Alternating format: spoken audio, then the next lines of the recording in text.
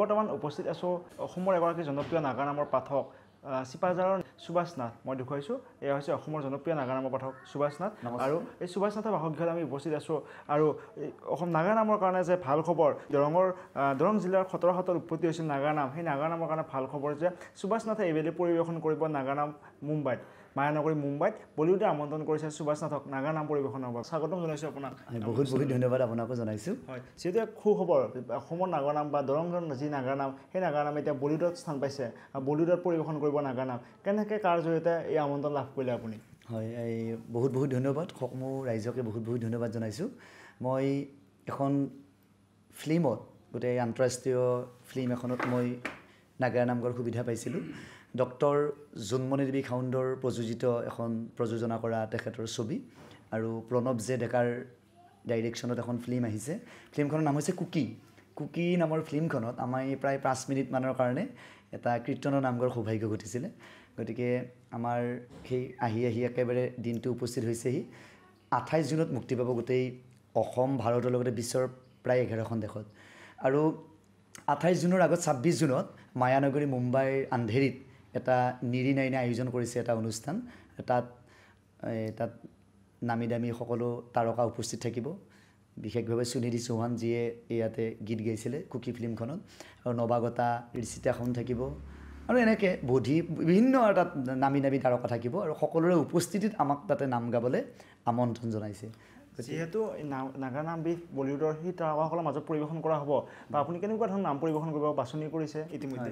আমি এই কুকি ফিল্মখনত যিটো নাম পৰিৱেশন কৰিছিলোঁ, কীৰ্তনৰ নাম গাইছিলোঁ, কীৰ্তনৰ নামটোকে আমি পৰিৱেশন কৰিম। আৰু গুৰু বন্দনা অকণমান গাইছিলোঁ, সেইখিনিও আমি পৰিৱেশন কৰিম। আৰু কুকিৰ ট্ৰেইলাৰখনত আমাৰ গুৰু ঘাটাটো আহিছে, আপোনালোকে দেখিলে গম পাব, চালে গম পাব। গতিকে তাত যিখিনি আমি পৰিৱেশন কৰিছিলোঁ সেইখিনিকে আমি তাত পৰিৱেশন কৰিম। যিকেইটা নাগা নামৰ পদ আপুনি বা নাগা নামৰ যিকেইটা প্ৰদৰ্শন কৰিব, নাম প্ৰদৰ্শন কৰিব, তাৰে দিহাকেইটা কেনেকুৱা ধৰণৰ হ'ব? হয়।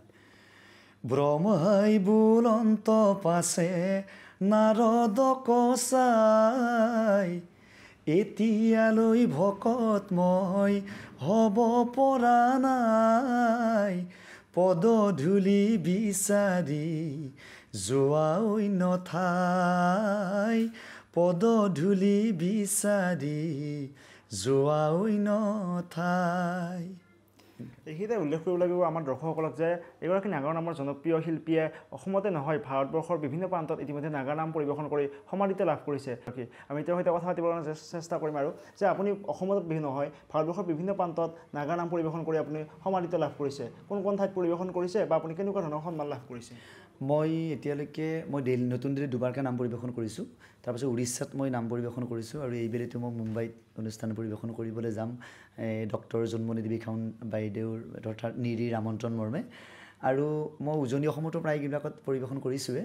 আৰু এতিয়ালৈকে ভাৰতবৰ্ষৰ এনেকুৱা স্থানবিলাকতে পৰিৱেশন কৰিছোঁ। ইয়াৰ পাছত কিন্তু আমাৰ বেলেগ বেলেগ স্থানত আমাৰ নামৰ বাবে নিমন্ত্ৰণ জনাইছে অসমৰ বাহিৰত। গতিকে পৰৱৰ্তী পৰ্যায়ত আপোনালোকক নিশ্চয় জনোৱা হ'ব।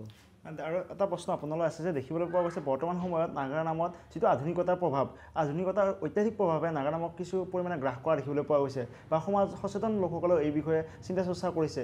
এই বিষয়ে আপুনি কি ক'ব, যিহেতু আপোনাৰ ওপৰতো ধৰক কিছু অলপ হ'লেও আধুনিকতাৰ প্ৰভাৱ পৰে? হয় হয়, এই নাগা নামত অকণমান আধুনিকতাৰ প্ৰভাৱ পৰিছে, কিন্তু মাজতে বেছি আছিলে, এতিয়া কিন্তু কমিছে দেই। কাৰণ জনপ্ৰিয়তাৰ পৰিবিশ্ব কলাৰ ভিতৰত জনপ্ৰিয়তাৰ শীৰ্ষত বৰ্তমান নাগাৰ নাম, আৰু নাগা নামটো অকণমান আধুনিকতা আছে, আৰু আধুনিকতা অকণমান থাকিবও লাগিব বুলি মই ভাবোঁ। কিয়নো যে নিজৰ কৃষ্টি সংস্কৃতি জীয়াই ৰাখি আধুনিকতাক আদৰি অনা, তেতিয়াহে তোমাৰ কৃষ্টি বিশ্ব দৰবাৰত প্ৰতিষ্ঠা হ'ব। আৰু এই বাক্যটো মই কোৱা নাই, বিশ্ব বিচিত্ৰ শিল্পী ডক্টৰ ভূপেন হাজৰিকাদেৱে কৈছে। গতিকে অকণমান আধুনিকতা লাগিব, সেইবিলাক আগতে বাহুল্যতো নহয়। গতিকে অকণমান এৰা ধৰাৰ মাজত চলিব লাগিব।